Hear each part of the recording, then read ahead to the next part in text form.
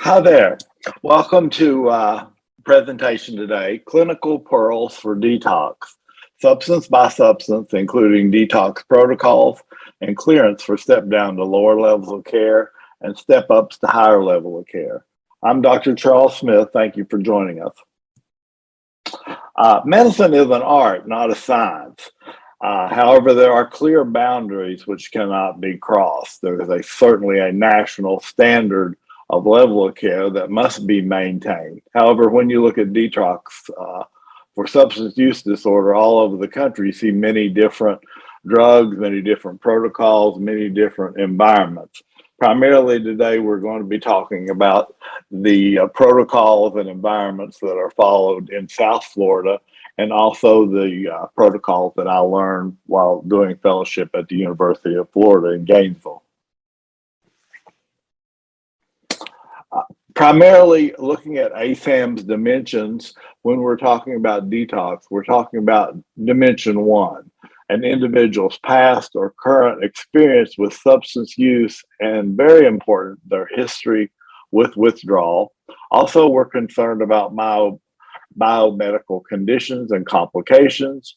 We're concerned about behavioral, emotional, cognitive conditions and complications. Also, an important factor in detox environment is their recovery and living environment. For example, did they come to us from another treatment center? Were they homeless? Did they come from an unsafe environment? This is the ASAM levels of care of treatment. Primarily at our facility, we're talking about two levels here. Medically managed intensive inpatient services and level 3.5 clinically managed residential services, high intensity for adults, medium intensity for adolescents. We're going to talk about detox from alcohol, which really is our 50% or so of our admissions do involve alcohol detox. Initially, it's important that we make an accurate and correct diagnosis of their alcohol use disorder following the DSM-5 criteria, which are 11 questions, and I'll list those below. Large amounts over a longer period than you intended. Have you tried to stop or cut back? A great deal of time, either drinking, getting alcohol, or recovering from drinking. Do you have cravings or urges? Problems with work, school, or home because of alcohol? Any social interpersonal problems associated with use? Reduce social activities, recreation, or work because of your drinking? Has drinking put you in potentially dangerous situations? Do you have psychological or physical problems that are caused or worsened by drinking? Did you build a tolerance? Does it require more alcohol to obtain the desired effect?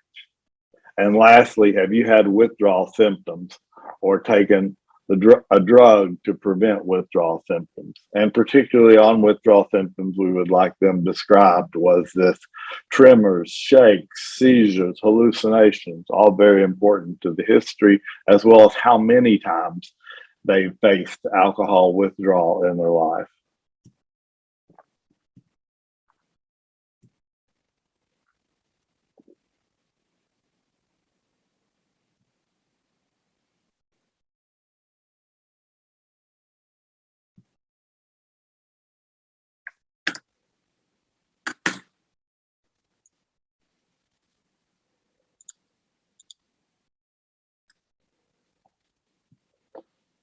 My PowerPoint is jumping ahead of itself here. I actually know this slide, but if you have 2 or 3 yes answers, then you have alcohol use disorder mild. 4 to 5, you have alcohol use disorder moderate. That's moderate, 4 to 5 yes answers. And 6 and above is severe alcohol use disorder. And as you saw, it just flies by the screen, but that was a description. This is a little schematic I found on the internet, which will actually apply to most of the alcohol withdrawal patients we have. You see day one, the hangover, day two, sweats, day three, shaking, although quite often we see shakes on day two. Day four, paranoia, and by day five, relief. You will notice as you have some of our patients, when we see someone who has alcohol use disorder severe, they are not in relief by day five. It's somewhere between 4 and 8. And my next slide will show you some of the more severe alcohol withdrawal symptoms that we have and cases that we have. I like this particular timeline better, that in day 0 to all the way up to say 4.5, you would expect anxiety, insomnia, and tremors.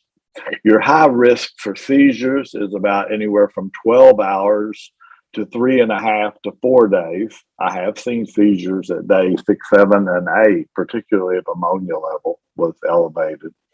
Visual hallucinations can be seen anywhere from 12 hours to day 3.5. The most severe form of alcohol withdrawal that carries the highest morbidity, delirium tremens, particularly occurs from day 2 all the way up to day 8. When this particular dreaded severe complication and group of symptoms of alcohol withdrawal occurs, we're talking about needing admission to acute care hospital facility and possible admission to the intensive care unit.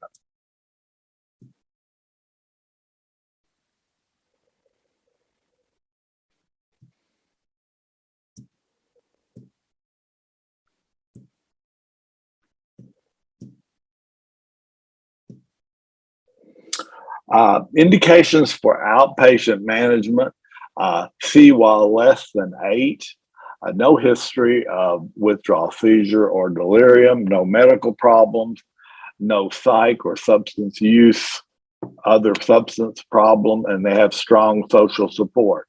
It is very seldom that we would send a patient home. This would be maybe a patient who drinks, say, half bottle of wine once or twice a week, hasn't drank in 3 or 4 days, and they're seeing their addiction medicine doctor, psychiatrist, or primary care doctor and given a 4 to 5 day prescription for Ativan and would not be admitted to our facility.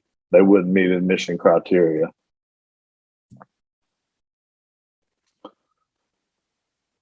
CWA that we're going to discuss is the alcohol withdrawal score, and we're going to talk about how to do it and its importance. For detox from alcohol, our primary treatment is benzodiazepines. Here at Agape, we use Ativan. We have anything from a 7 to a 3 day Ativan taper, and we're going to go over those in detail. The 7-day taper actually starts with 2 milligrams 4 times a day, and each day we decrease by either 1 or 1.5 milligrams a day. For example, day 2 would be 2 milligrams TID. Day 3 is 1 milligram QID. So you can see we went from 8, 6, 5, 4, 3, 1.5 to 1. Also, we use anticonvulsant. We don't use carbenzapine. We use Keppra, 500 milligrams twice a day, and we use that for 13 days. Occasionally, we will add gabapentin, both for its anti-anxiety effect and also for anti-seizure effect.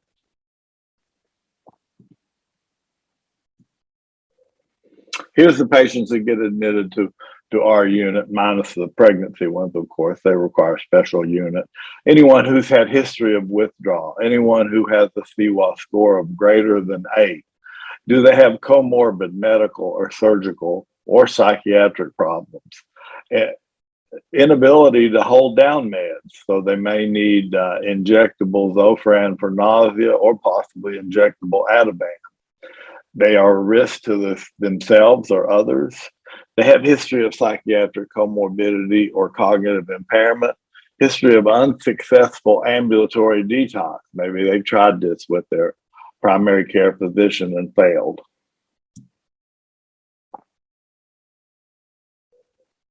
Our goals of treatment, I always tell patients I'm looking for them to have a safe and comfortable detox with special emphasis on the safe. I want to alleviate their symptoms as much as I safely can. I want to prevent progression of their symptoms. I want to treat underlying comorbidities with our supplements of thiamine, folic acid, and multiple vitamins, and provide supportive care, primarily management of medical problems such as diabetes or hypertension or COPD. The mainstay of treatment for alcohol withdrawal syndrome is benzodiazepines. And I discussed previously how our anywhere from 3 to 7 day Ativan taper is put in.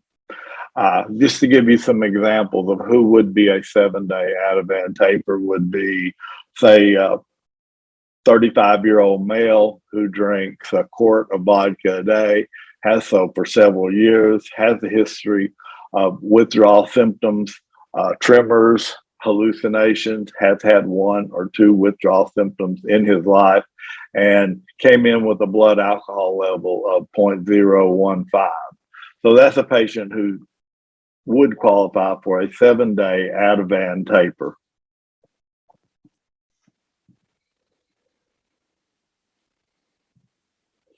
Also, as soon as we get liver function tests in, it's become standard of care to provide anti-craving medications. The number 1 anti-craving medication used in the country today is naltrexone. It's been used for almost 20 years now. It certainly has better than placebo effects when double-blinded studies. So as long as liver function tests are normal and the patient's willing, I prescribe naltrexone, and also suggested them consideration for Vivitrol, the once-a-month injection of naltrexone. This can be started in detox, or it can be started in residential. Once I have my liver function test, there's really no need to wait. Acamprosate could be given to patients who have compromised liver function. Naltrexone can raise liver function tests, so it has to be used in caution in someone who has elevated liver function tests or cirrhosis of the liver. Acamprosate is safe. Very, very seldom do we use Antabuse anymore. It's the one that causes severe nausea, vomiting, and reaction if someone drinks alcohol, and the consequences can be severe. So very, very seldom is it used, and I don't anticipate we'll be using it at our facility. We definitely want to replace thiamine to reduce the risk of neurological damage or Wernicke-Korsakoff syndrome. It's an important cofactor in cerebral function, cerebral glucose utilization, and glutamate elimination. Wernicke's encephalopathy, characterized by nystagmus, ataxia, cognitive disturbance. A little pearl is you would always replace the thiamine before dextrose administration. Korsakoff syndrome, antegrade amnesia, and confabulations. The patient will give you a history which sounds pretty good. It's just all made up.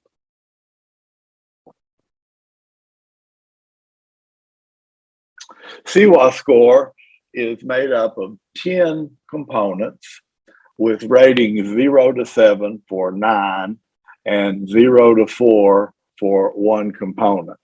I suggest everyone practice doing these on patients, look through these questions, and start to get a feel for what you think is a normal CWA, what's a safe CWA, and what a CWA is that results in an emergency situation. Here's the first 4. the CWAS scores are actually a mixture of objective and subjective symptoms. So it just takes some practice doing these.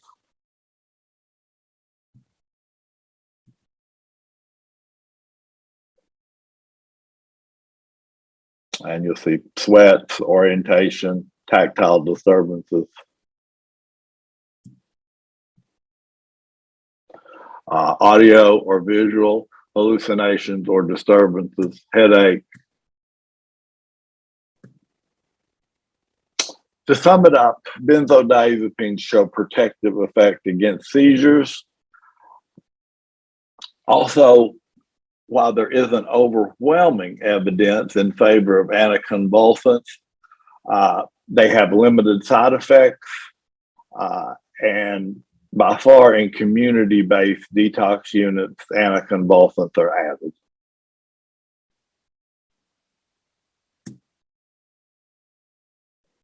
Anti-craving therapy, as I mentioned, has become standard of care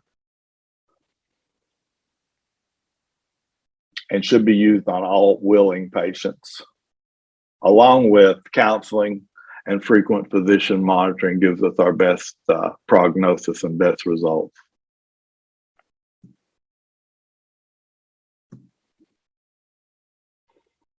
This is a little timeline that we look at. Within 6 hours of their last drink, alcohol use disorder patients can start developing tremulousness, diaphoresis, anxiety, nausea and vomiting, neuronal excitation, seizures usually occur 12 to 24 hours after the last drink. As I mentioned before, delirium tremens is usually 48 to 72 hours after the last drink and goes from anywhere from that 2 to 3 days all the way up to 8 days that they can occur, in their past history of alcohol withdrawal and the symptoms that they've had in these past withdrawals are very important in predicting who is likely and who isn't likely to face delirium tremens. Once again, our mainstay of treatment is benzodiazepines. Also at our facility, the main one we use, and I believe the only one we use, is Ativan. We use that primarily because of its short half-life and that we may be 1 to 2 days before we know what the patient's liver function is. That way, the Ativan is going to clear quicker than Valium or quicker than clonazepam would have. It makes the Ativan your one benzodiazepine to use if you're only going to stock one. There may be indications where you would want clonazepam or you would want Valium, but for small community-based detoxes, Ativan is the benzo of choice. This is just some of the listing of other benzodiazepines, Librium, Valium, as I said, and of course the Ativan, which we particularly like because it can also be administered intramuscularly and well absorbed. And once again, ideal for patients who have liver disease or the elderly because of its short half-life.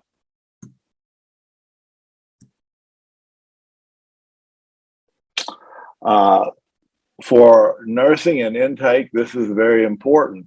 What is their blood alcohol content that's going to be obtained with our breathalyzer? You see some of the things that we would see for light intoxication, so 0.6 to 0.15.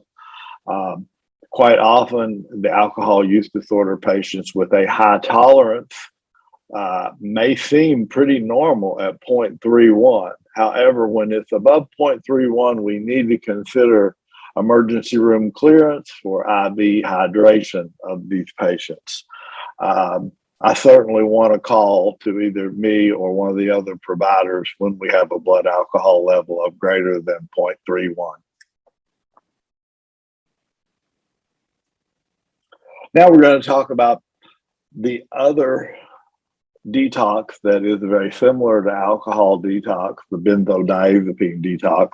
Primarily the one we see is Xanax. However, we do see Klonopin. We do see occasional Ativan. detoxes, as well as Librium and Valium, but primarily the one that is used illicitly in South Florida and the rest of the country is Xanax.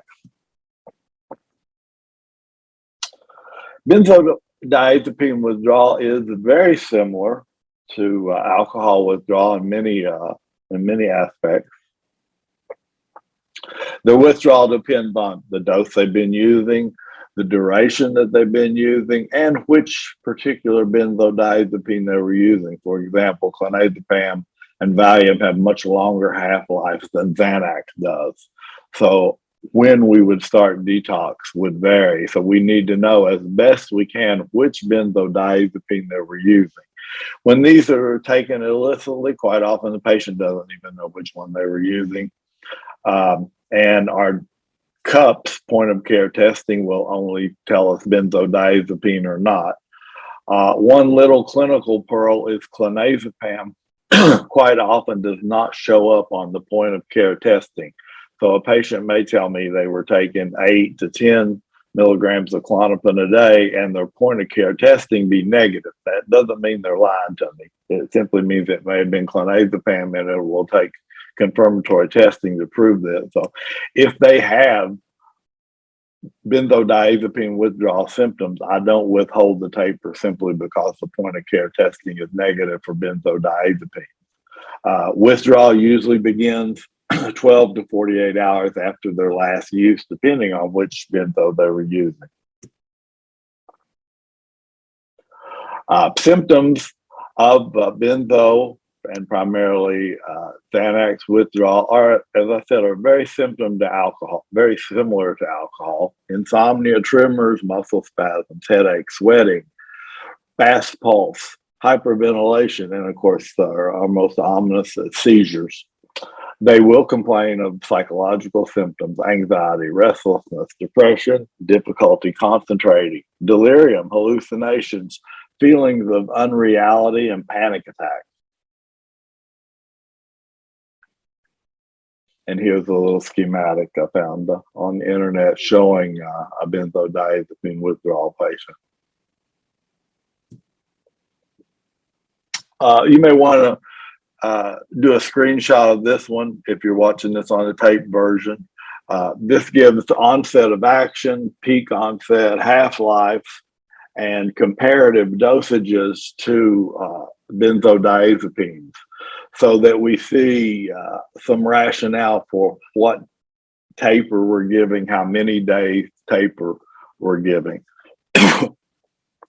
Particularly, you will notice the strength of clonazepam is that 0.25 of clonazepam, its comparable dose to Ativan is 1.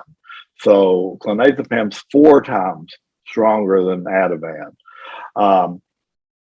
Xanax is 2 times stronger than Ativan, and an Ativan 1 is equal to a 5 milligram Valium, or a 2 milligram Ativan equals a 10 milligram Valium. Good little comparative chart to refer to, and eventually it'll become second nature to you that you understand the strength of the different benzodiazepines.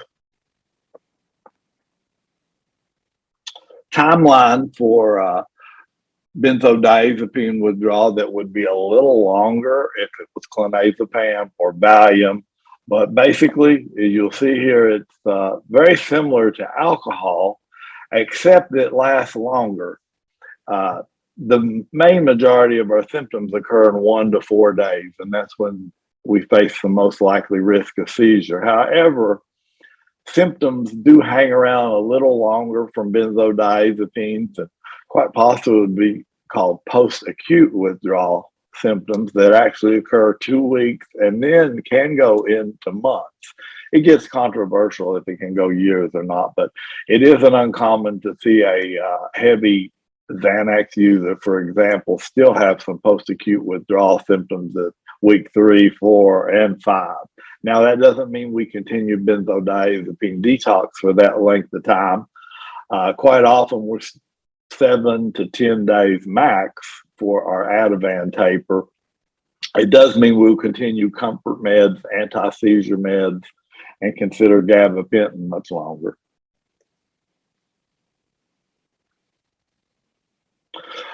We always want to close emphasis on our vitals, and the same withdrawal score applies for benzos as it did for alcohol, the CWA score. So we're watching all these things: tachycardia, hypertension, diaphoresis, delirium, hallucinations, insomnia, nightmares, tinnitus, photosensitivity, anorexia, nausea, and diarrhea.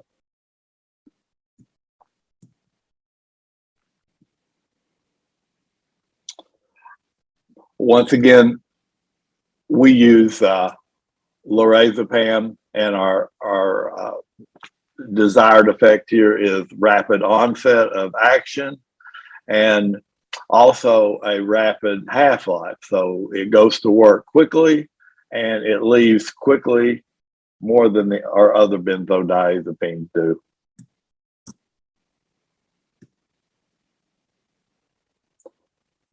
A little example of how we do tapers would be to decrease by 25% each day.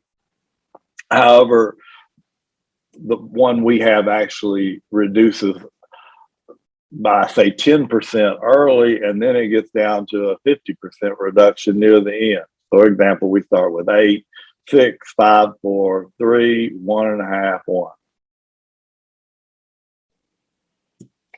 We don't use this one. I've seen it used in other parts of the country, and I know a few addiction medicine physicians who do use phenobarbital tapers. I just always tell patients, as far as our facility, it's not on the menu. Very long half-life is a complication that particularly concerns me with phenobarbital.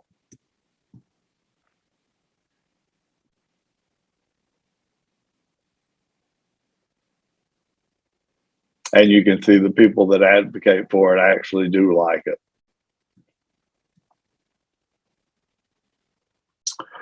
Our whole group of medicines that we would list in as adjunctive medications, and some of these actually comfort medications. The anti-seizure medication that we use of choice is Keppra. Certainly you could use carbenzapine, or you could use Depakote, but Keppra seems to be the lowest side effect of the bunch, and the one that's used in all the detoxes that I'm familiar with here in South Florida. To help with anxiety, hydroxyzine 25 to 50 milligrams, Q6 PRN is a standard anti-anxiety medicine that's always added.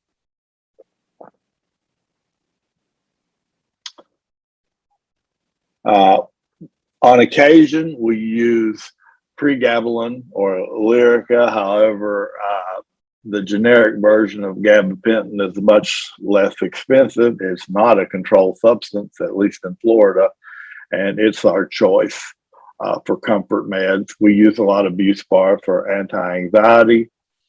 We also use melatonin, anywhere from 3 to 9 milligrams, as a sleep aid.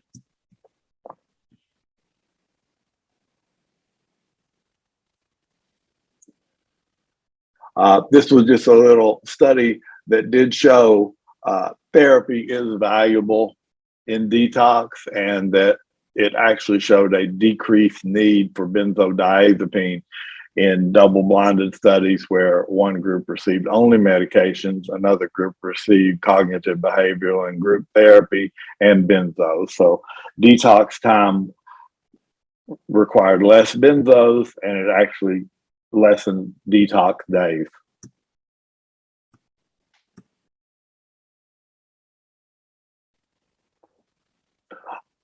On occasion, we will see some protracted withdrawal, or what we term post-acute withdrawal syndromes, with alcohol and benzos. On rare occasion, I've continued benzos out past 10 days, but I can almost count those on one hand. There haven't been very many. I will certainly start addressing symptoms with adjunctive therapy of SSRIs, SNRIs, gabapentin, Buspar, We will start our comfort medications, including all of these listed here, and continue them for a longer period of time.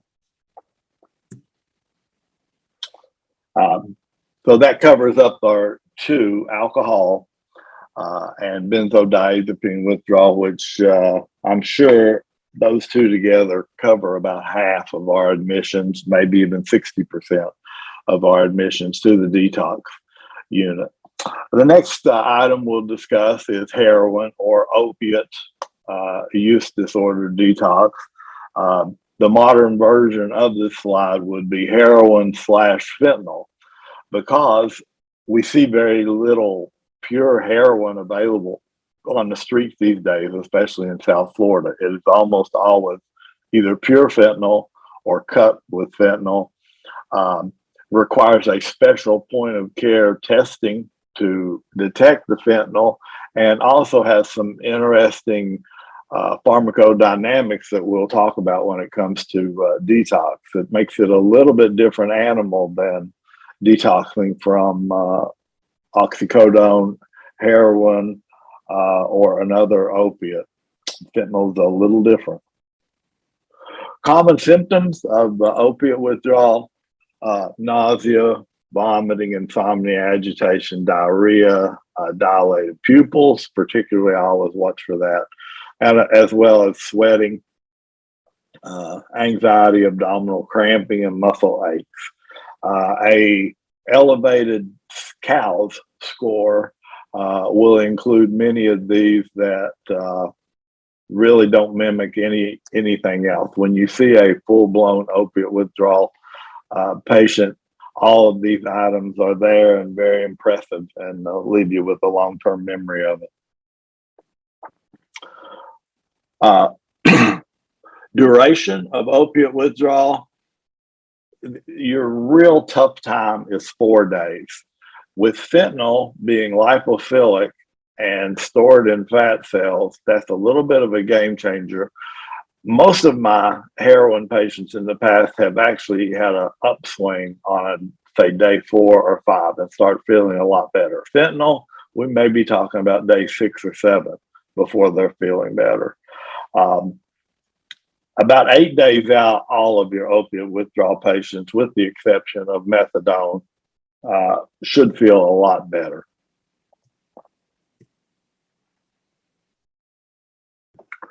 This is just sums up what we've been talking about, what to expect on the different days of opiate withdrawal, primarily heroin. The only difference, if you replace this with fentanyl in the timeline, is you probably push 1 or 2 days further back.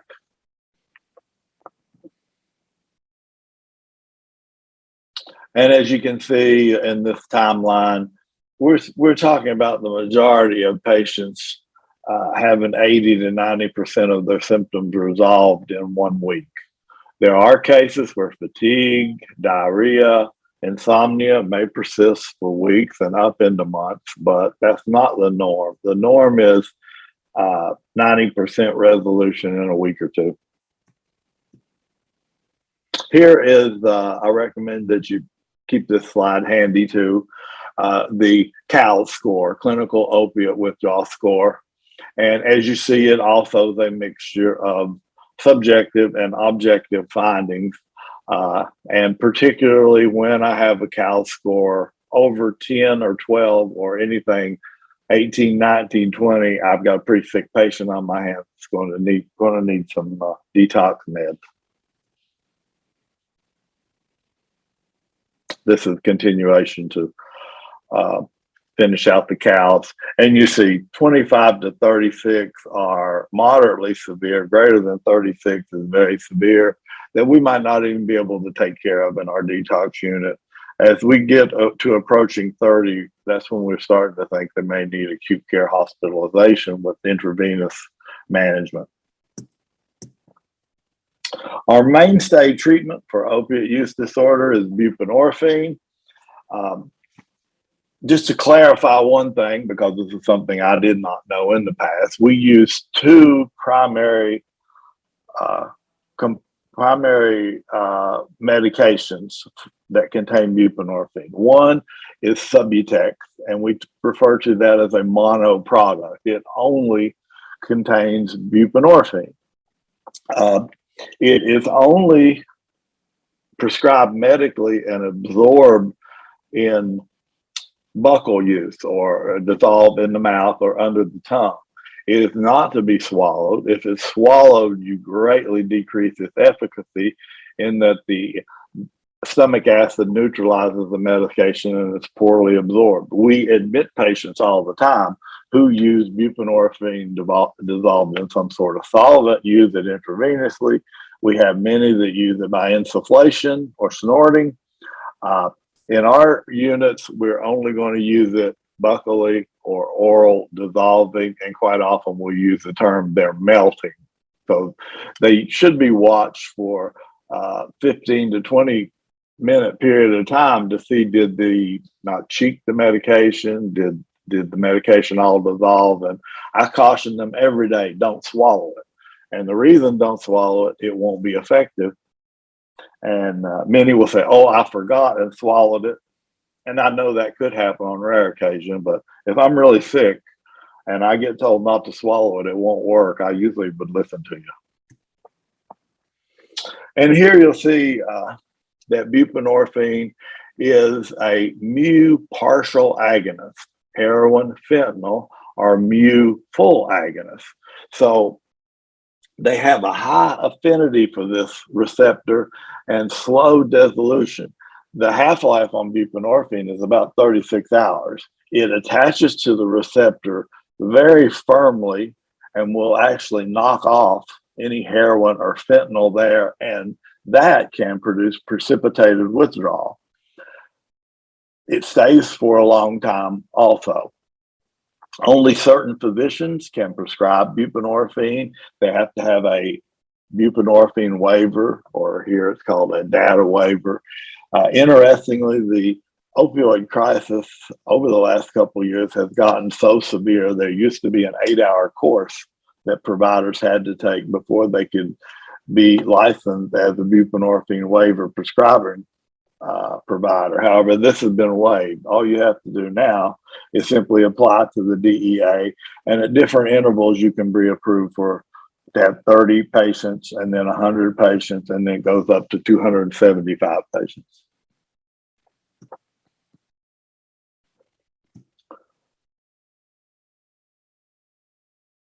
This actually is a study that does show buprenorphine tapers, but it's more tailored for a outpatient setting, because you'll see the numbers of 8, 16, and 24 are much more than we use on our unit.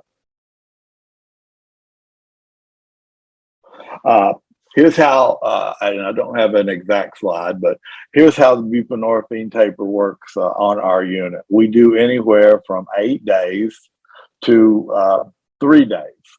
An 8-day buprenorphine taper starts out with 4 milligrams BID on the first day. The second day, 4 milligrams BID.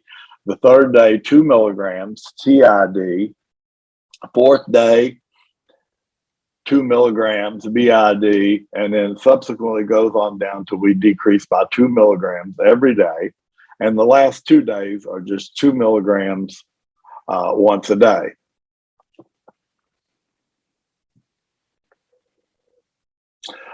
There are some studies that compare it to clonidine, and I do agree clonidine is very valuable, but it's been replaced for the most part by Lucemira for any patient that the insurance company will cover it on and can tolerate it with their blood pressure and their heart rate.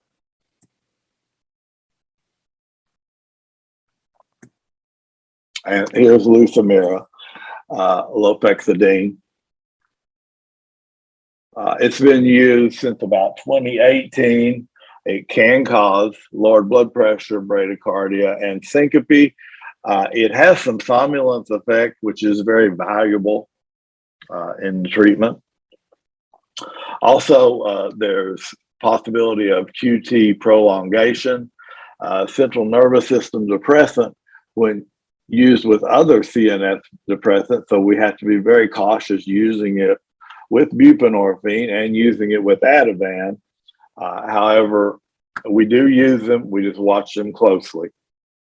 As I talked, this is Lucemira, and we're going to get samples soon on our unit, and we'll be able to start using it. The way I use Lucemira, it comes in 0.18 milligram pills. I give patients anywhere from 1 to 3 pills every 6 hours.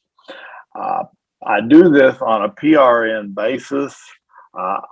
With emphasis, I would like them to take it at least three times a day. I use it PRN because I don't want to wake them up at night and say, here's your Lucemira. It's not important that they do that, but I want anywhere from, say, 3 to 9 to 12 pills in them in a 24-hour period to give maximum relief of their opiate withdrawal symptoms, with special caution to watch their blood pressure and watch for bradycardia.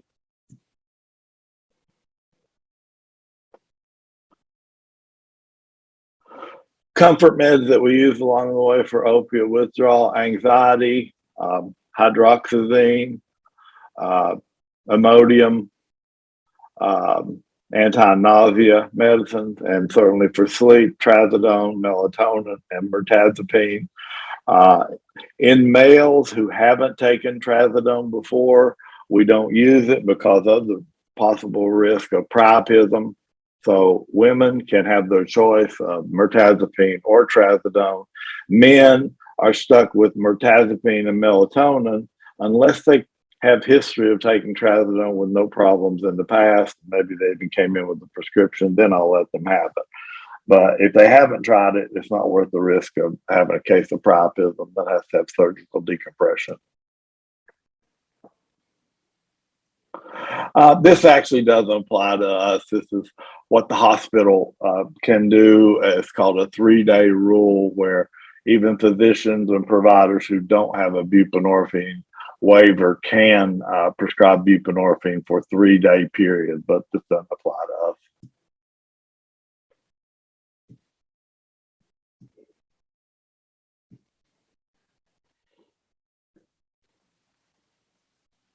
And alpha-2 agonists are the clonidine, Lucemira, and here's the symptoms that they help with: the body aches, runny nose, tearing eyes, rigors and chills, and sweating. And here's clonidine that we may have to use on occasions when we have a patient who can't get Lucemira for one reason or another. Lucemira is superior when either we have samples or the insurance company will approve it. So we're going to keep both on the unit, but I would much rather use the Lucemira. I get much better patient compliance and relief of patient symptoms and less hypotension with it.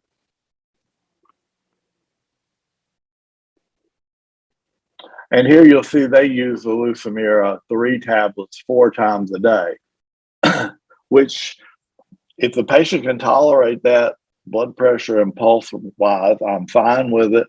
Like I said, I just don't want to go wake someone up and say it's time for your Lucemira. So if they take it 2 or 3 or 4 times a day, the goal here, I'm looking for maximum relief of their symptoms. And that really sums up the 3 big items that we do detox on: the alcohol, benzodiazepines, and opiates. We are going to see patients who detox from these other substances, but I'll go through them kind of fast. Most of these patients won't be admitted to the detox unit. They'll be admitted to residential level of care. And we'll talk about just a few things we can do for comfort, but there is no particular detox protocol that I need to follow on stimulants, hallucinogens, or cannabis, but we'll go through them. Cocaine patients, they're going to crash. Probably they haven't slept for a while. Then they're going to become irritated.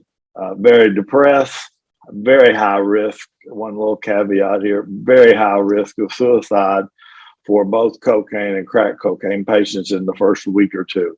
Their serotonin is totally depleted. They're profoundly depressed, and medication wise, there's not a lot you can do here. You can give them comfort meds. You can certainly start an SSRI, but it's going to take weeks before anything happens there. So you have to watch them closely. Plenty of support, group therapy, cognitive behavioral therapy, everything you can for them, and all the comfort meds. And here's another outline of cocaine withdrawal.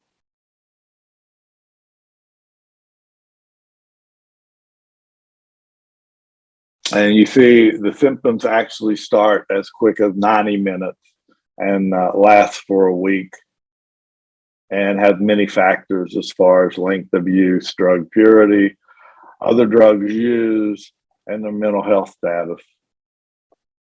Methamphetamine, very similar to the same things that you see from cocaine. Methamphetamine has a much longer half-life. And you see the symptoms are very similar,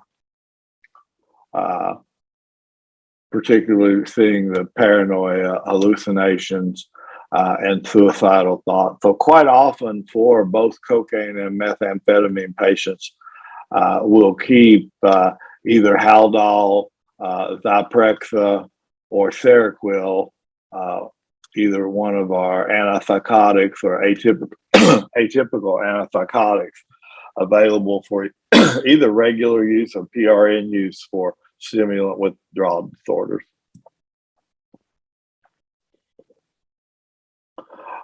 You see why we keep so many carbs on the unit, because the stimulant people have high carb cravings that goes along with their high anxiety, and meth and cocaine cravings for actually the first 2 to 3 weeks.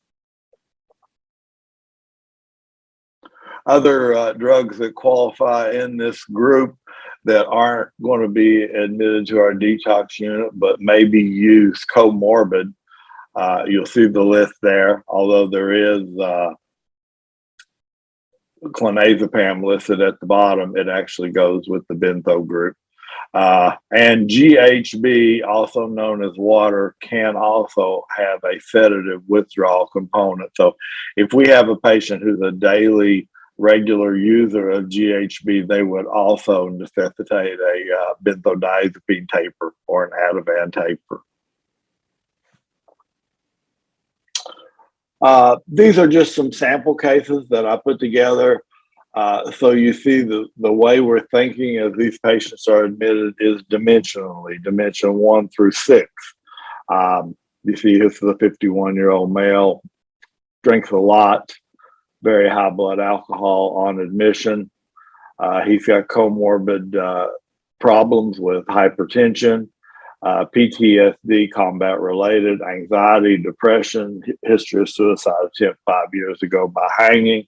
That's all information that I want nursing to obtain when we give admission orders. We need to have these all 6 dimensions addressed before we can appropriately recommend a treatment plan and a detox taper protocol. Another, as I said, we will see many cases alcohol, benzos. So this is a benzo patient. It isn't unusual to see anywhere 15, 20, maybe even 26 milligrams of Xanax daily. Otherwise, these patients are usually pretty healthy. They're generally in their late teens, 20s, sometimes up in the 30s. My most common Xanax withdrawal patient is in their 20s, though. Quite often, they will have a history of seizures.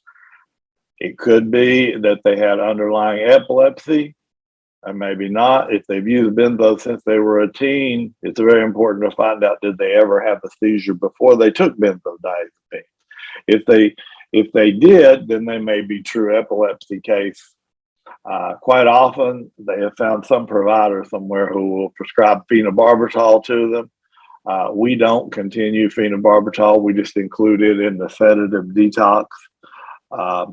And patient education is vital here, that they understand why we are also tapering them off phenobarbital with benzodiazepines.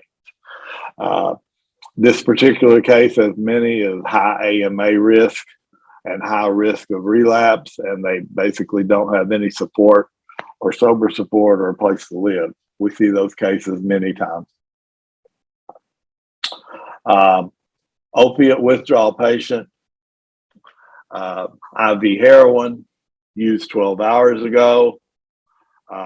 Combo also used high doses of Klonopin.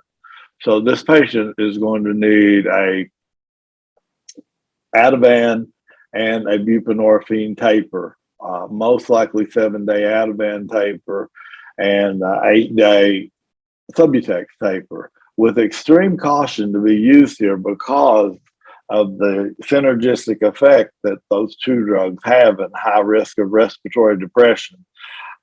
So they have to be watched closely. Ideally, these wouldn't be given within 1 to 2 hours of each other also. One little clinical pearl that I had forgotten earlier was we don't use Wellbutrin in detox for either alcohol or sedative withdrawal patients because of the increase in risk of seizures with Wellbutrin. Patients, once again, need to be educated on this, that we will start the Wellbutrin back, especially if it was effective as an antidepressant for them, once their detox protocol is completed. But it certainly is standard of care not to use this in alcohol and benzo detox patients because of the high risk of seizure. And here's a methamphetamine case that you'll see primarily is just going to qualify for medical care and comfort meds, and would not be approved by almost all insurance companies for a detox admission, but we would be admitted as a residential patient.